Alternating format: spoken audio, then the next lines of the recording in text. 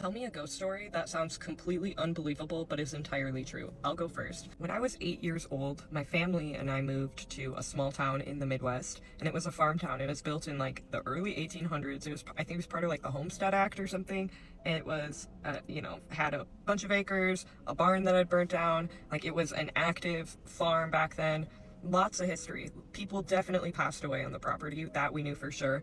And man, it wasn't like very obvious as a child. I was super intuitive and I didn't know what to do with that intuition, so I naturally got a Ouija board. And of course I dragged along my best friend and my sister and a couple other friends on this Ouija board journey, where we would go and sit at the top of the stairs to the basement, and we would turn all the lights off and turn candles on and then ask this thing questions, and it responded. And I don't tell people the story, it sounds psycho. The fact that other people are there to verify all of these things and validate gives me inner peace, but I don't tell people. But it worked. And unlike what I thought would happen when it would move, even when we lift all of our hands off of it, it's still moving, is how aggressively it moved. It wasn't gentle, it was like very sharp. And so much time would pass when we were in there talking to this entity as well. Like, we would think 10 minutes went by and it would be 2 hours. Like, insane.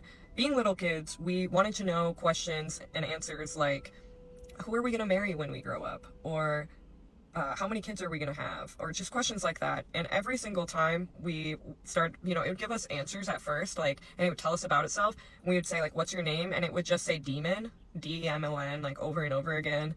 When we would ask questions about me, at first it would like give us answers, and then it would just spell bitch repeatedly, B-I-T-C-H, B-I-T-C-H, B-I-T-C-H. Horrifying. Like, any question about me.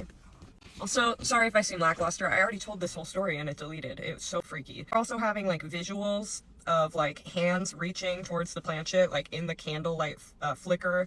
This entity gave us details saying that it was like buried in the cemetery, a cemetery that was like local, like the name was legit. It gave us like, I think it either gave us a plot number or it was just like the last name, and we did go there, and what we found was crazy.